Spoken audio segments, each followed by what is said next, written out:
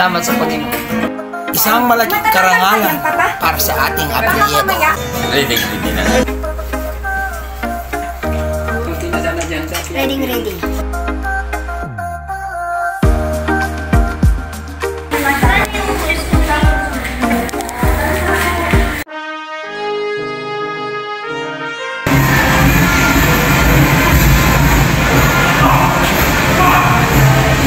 The arrival of the graduating students with their parents. Bachelor of Elementary Education.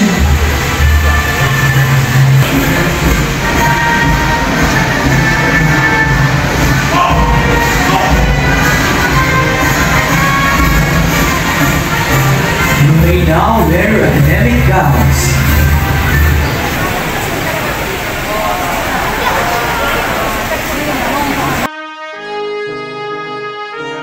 We will now proceed with the installation of the hoods.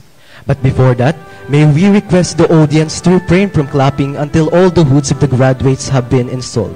Thank you. The installation of the hoods will be done by the parents or guardians and assisted by the faculty members. We will start with Bachelor of Elementary Education.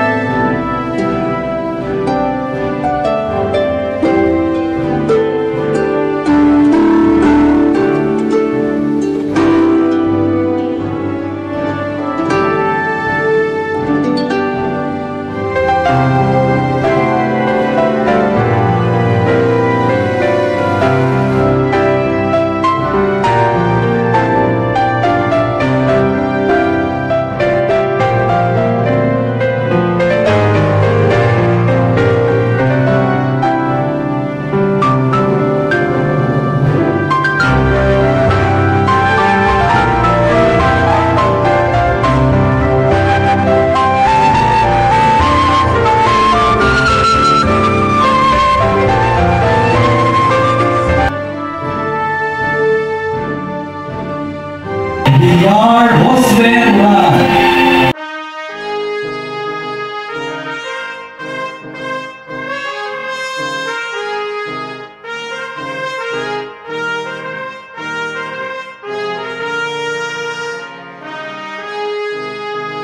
Villar Josue Rural, Bachelor of Elementary Education, magna cum laude.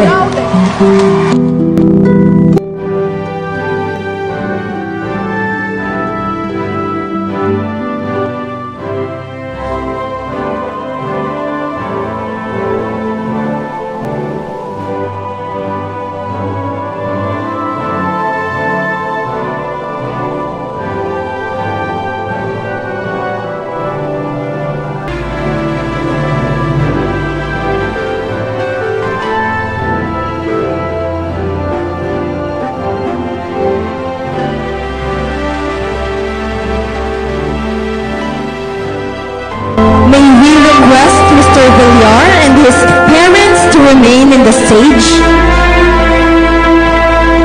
The CHED Unifast Academic Excellence Award is given to a graduating student who received the highest general weighted average based on the guidelines set by the higher education institution and the recipient of the programs under Republic Act 10931, otherwise known as the Universal Access to Quality Tertiary Education Act. The recipient is a graduating student who demonstrates exemplary leadership, meets the highest standard of academic excellence, impressive co-curricular and community involvement, and other noteworthy skills throughout his or her academic tenure. This award goes to Villar Josue Rural, Bachelor of Elementary Education.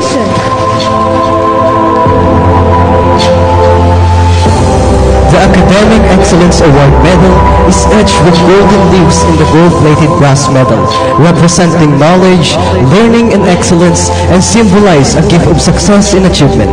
It has the intricate design of the seals of Commission on Higher Education in the UNIFAS, carved with the signature of the CHED and UNIFAS Board Chairman J. Prospero Popoy E. Rivera III as the key implementer of the programs of UAQTEA.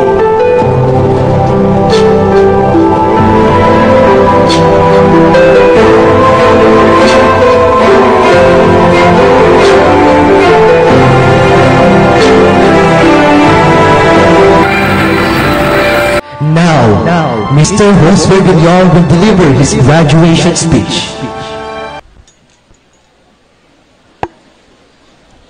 Sound check.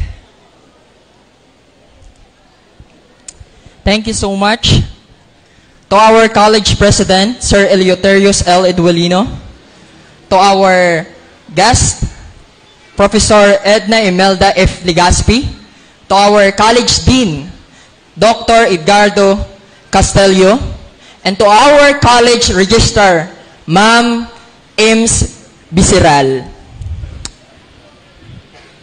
Faculties, proud parents, friends, and my fellow graduates, mayad nga gabi kaninyong tanan. As a graduate, alam ko kung anong iniisip nyo ngayon. Gusto nyo nang matapos to, right? At makapag-picture with your friends in your family at makauwi na sa inyong bahay. But before that, syempre, makinig muna kayo sa akin. Yes? So, my fellow graduates of 2024, look at us now. Nakasuot tayo ng toga, may hawak na diploma, and some of us receive awards. But amidst of these celebrations, let us remember that while pursuing this achievement, there's a people behind. Because in college, there is no you and there was no me. Because always us, we, tayo. Walang ikaw lang, walang sa akin lang, or sa'yo lang. But dahil sa pagtutulungan nating lahat. Right ba? Yes. So, there is no room for competitions. What we have done is collaborations. We help each other to rise up. Tanda mo pa nung panahong online class at nag-send ng link ang ating teacher, habang tulog ka, may mga taong gumising sa'yo. Right? Nung panahong nakalimutan mo na deadline na pala ng mga requirements kinabukasan, may mga taong nagpaalala sa'yo. At nung panahong sukong-suko ka na at hindi mo na kaya, may mga taong nag-motivate sa'yo. Nagsabi na, cheer up, kaya mo yan, konting kembot na lang, gagraduate na tayo. And now, look at them. Tingnan mo sila ngayon. And sabihin mo, yes, graduate na ako. Maraming salamat sa'yo. But despite of many challenges that we face, the pandemic, Odette, ilang iyak, puyat at pagod, today, this evening, we are finally done. Can you clap yourself, graduates? Woo! My college life started 4 years ago when I was waiting in line by the cashier to make my payment. I went to the window when our college registrar, Ma'am Ems, receiving a payment. Tinanong niya ako, are you a first year? I said, yes, ma'am. And I give her my brown envelope. After a while, she told me, ang ganda ng grades mo, ha? At sabi niya, dapat magkita tayo sa graduation, ha? I didn't know how to respond. And ang sagot ko, yes po, ma'am. And her words resonated with me. And until now, yung praise na yon, na sinabi niya, hindi ko makakalimutan, yung dapat magkita tayo sa graduation sa. I know that every one of us has a unique story. And right now, it is my honor to tell my testimony how I got here. I am a boxer. Hindi lang halata. I fought many tournaments, barangay, provinces, intrams, district meet, city meet, Mimarupa, Pambansa. But my last fight changed my life. Bata pa lang ako, gusto ko nang mapabilang sa Philippine team. And there's a chance na makakwalify ako bilang isang Philippine team. So what I did, I prepared. Nag-training ako. I run and I punch every morning like this. Woo! My background po.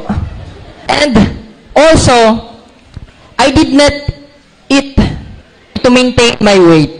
At yun nga, dumating yung time na laban na. I was happy kasi nakapasok ako sa semifinals. But my last fight shattered my dreams. I failed. And I cried so much. Dumating ako sa lowest point ng life ko because of the expectations of many people around me. So I went back home feeling hopeless and broken. After a month, throughout my depressions and hopelessness, I encountered God. God rescued me from my depressions and He gave me hope. Kaya sinabi ko sa sarili ko, kung sa boxing, I give my whole life, my time, my effort, but I failed. What if I give my whole life to God? And sabi ko, ano kayang resulta nito? So what I did, I trust God. I fully entrust myself to Him. Kaya pagdating sa school, if there's a recitations or report, I would remind myself na kung sa boxing nga, nakikipagbasagan ako ng mukha, ito sa recitations at report lang, matatakot ako. So, those words is my motivations every single day. Like you, I experienced so many problems, worries, and disappointment. But God is my mentor. He is my mentor. When I am weak, He becomes my strength. And if there's a hindrance, He clears my path. I have so many miracles happen in my school. And I know those miracles is the Heavenly Father. And I choose my best every single day. Like you, I study, I recite, and I prepare my projects well. Because I know I am not the most intelligent person in our school, but I strive every day. And I choose my friends well. I see to it that I am in the company of a good friends, whom I can rely on, especially in the trying moments of my life. To my friend, Lalaine Gonzalez, Hali Charisma, Christine Faith Chosen, and Ati Tyra Otor, Syra Alpeche, maraming salamat sa mga memories na nakasama ko kayo. You are a friend who lifted me when I am down. A friend that I consider my family in my school.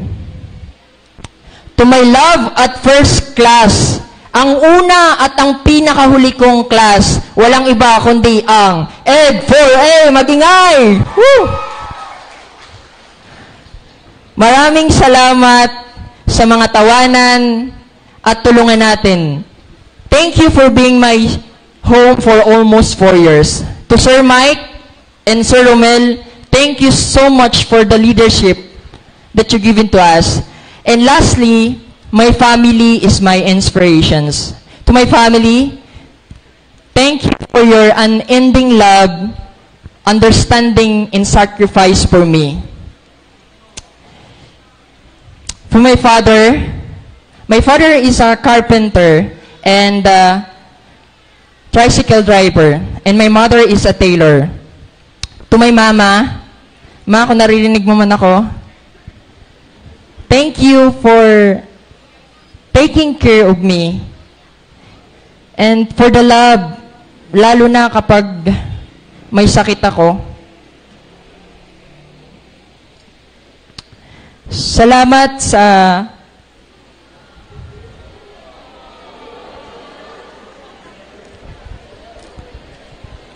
sa paulit-ulit na pagsabi sa akin na kumain ka na ba? Uminom ka na ba ng gamot mo? Huwag ka magpapagutom, mag-aral ka palagi ng maayos. Ma, thank you so much. And to my papa, thank you for your immeasurable sacrifice for us.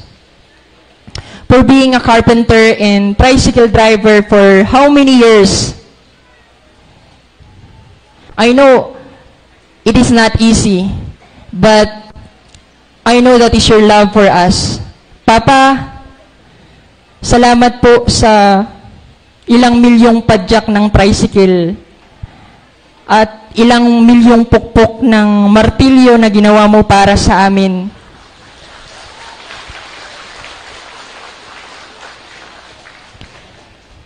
Salamat po dahil hindi ka tumigil, natakot, nahiya, at napagod magtrabaho para sa amin. Salamat po sa pagmamahal na ibinibigay niyo sa amin. To my mama and papa, can you stand? Can I request to stand with my mama and my papa? This is my first time na sasabihin ko to sa inyo. I am always proud of you. Hindi na po ako maghihingi ng baon. Ay, joke lang po. Joke lang po. And of course, my success in Fulbright would not have been possible without the support of my mentors.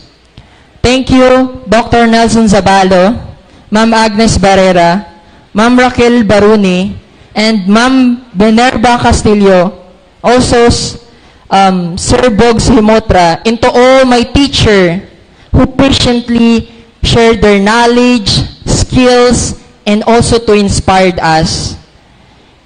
Wala po ako ngayon kung hindi dahil sa kanila. And to our college president, sir, I'm so inspired how you love and care the students and the teachers in Fulbright College. Kasi po, kahit saan natin masalubong si President, he always smile and responds to us. Ganun siya magmahal sa atin. I deeply admire your commitment and for being our inspirations. We are proud Brighterian because of you, sir. To my fellow graduates, parents, at sa lahat ng nakakarinig sa akin ngayon, let us do our best every single day. Pero kapag ginawa na natin ang lahat at hindi pa rin tayo ng tanggap ng ibang tao, cheer up because there is someone happy than us. He is the Heavenly Father. As we move on to the next phase of our life, some of us will take a board exam and some of us will enter the workforce. Whatever we do, we must remember the lessons that we have learned in Fulbright College. Failure is only a stepping stone to success. We are not just graduates. We are leaders, a change makers. We must be proud of who we are. We are the fruit of Fulbright College. Before I end, I state my life verse in Philippians 4 verse 13, I can do all things through Christ who strengthened me. Thank you and congratulations to all of us. Thank you, Mr. Villar. 2024. Good luck as you take your first step after college. And that concludes our 23rd commencement exercise. Thank you very much and good evening.